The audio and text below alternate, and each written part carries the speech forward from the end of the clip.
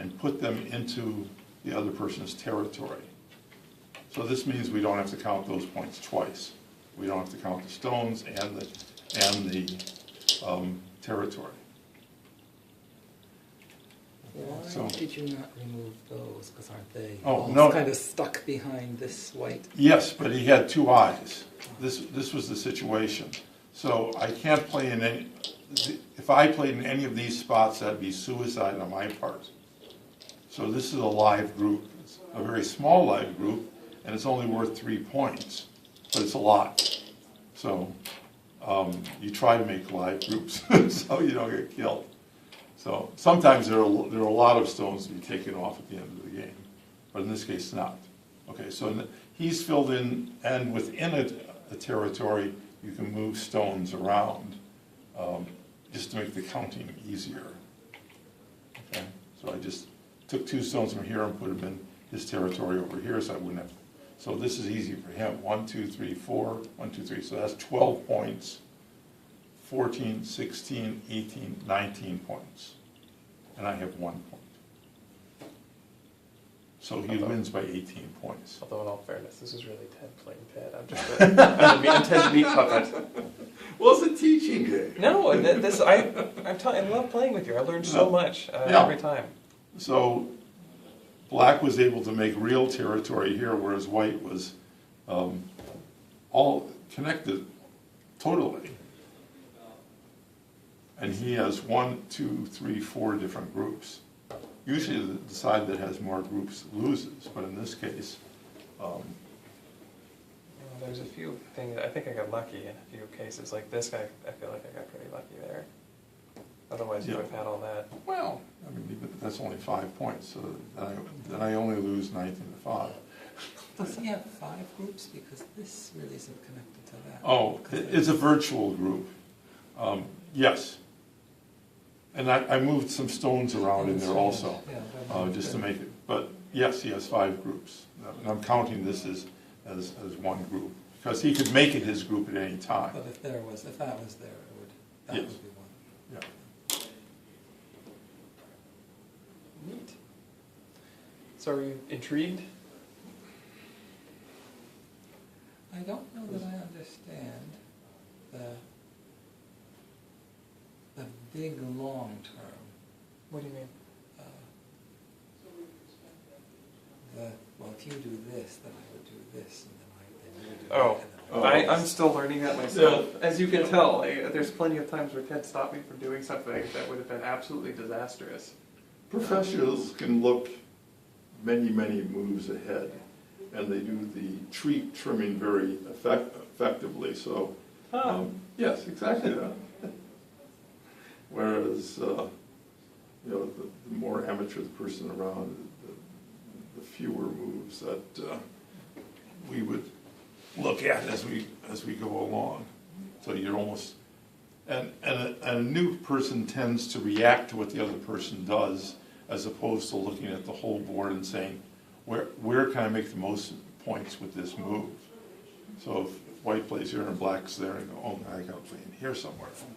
And that's exactly what the stronger person's trying to make you do. React to these moves, as opposed to saying, okay, I'm going to lose 5 stones, but I can make 10 stones if I play over here. And it's part of the experience. Now, this is what really gets you points, the blank spaces. Yes. At the end. Yeah. When he was doing this stuff over here, Yes. how come you didn't do anything about it? What I was hoping to do, this group barely lived, okay? What I was trying to do was push down here so he would have to respond over there, and I could cut him off. So I was willing to give up a couple points here because I was hoping to kill all of these. But he was able to form that second eye here.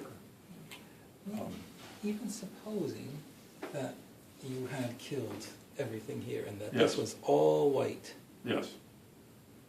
wouldn't he still have more points because he'd have this? and No, this? when these are killed, they're all Right. taken off the board. So look how many points that I would then have, because it becomes all empty board here then, Oh. okay? So, It's like a big way to use up. so not only do I get 1 point for every one of these stones, I get a point for every one of these intersections.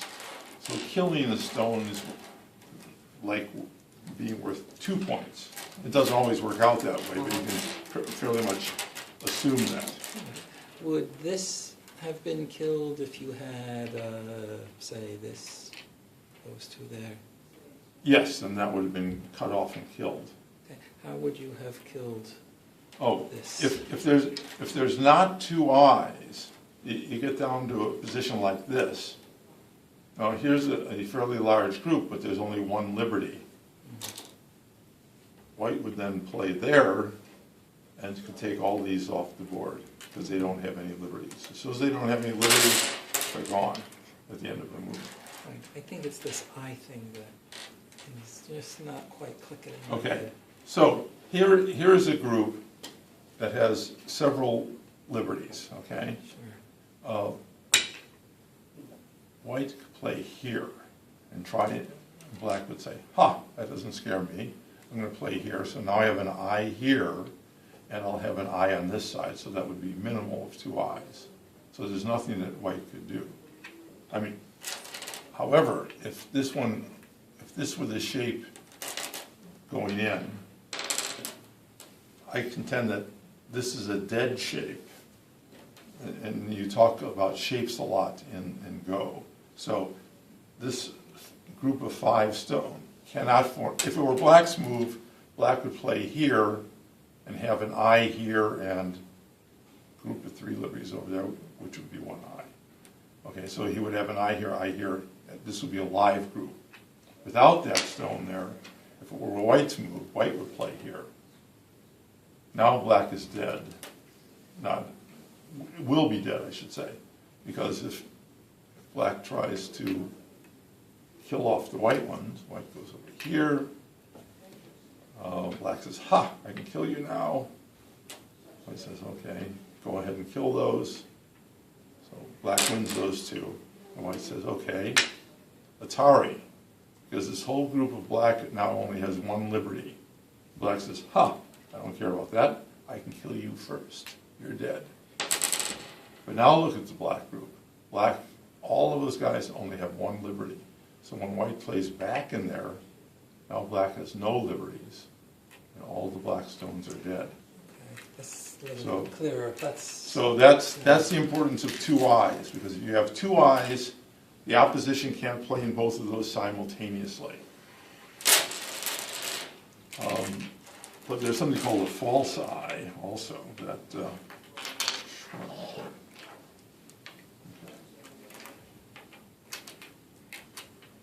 So in this case,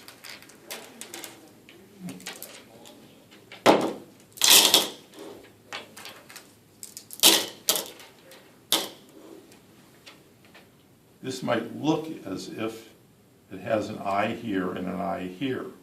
But this is a false eye because if black plays there, now this stone is an Atari. If he tries to save it by playing there, now he only has 1 liberty and black plays there and kills all the white stones. If he doesn't defend it, then on black's next move, black can take it. And now this group has only 1 liberty again. And the rule of Ko says that white can't take it back right away. So eventually black gets to play there, and the white stones are gone.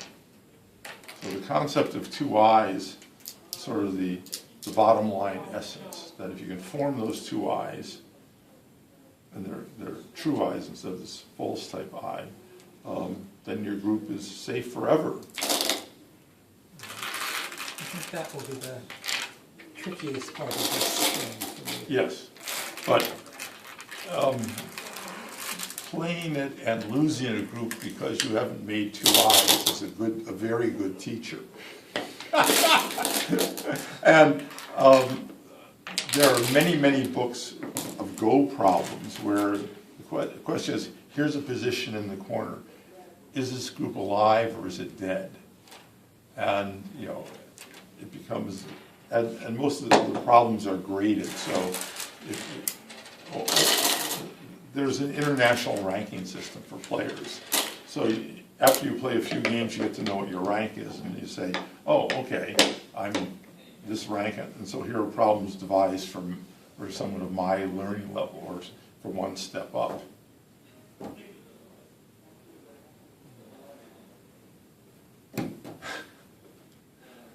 That's all, folks. No, I was just thinking, Steve, when was San Diego State University called San Diego State College? Last, was it? Last? Well, this table is at least that old. San Diego Teachers College, wasn't it? It was the Teachers College. It used to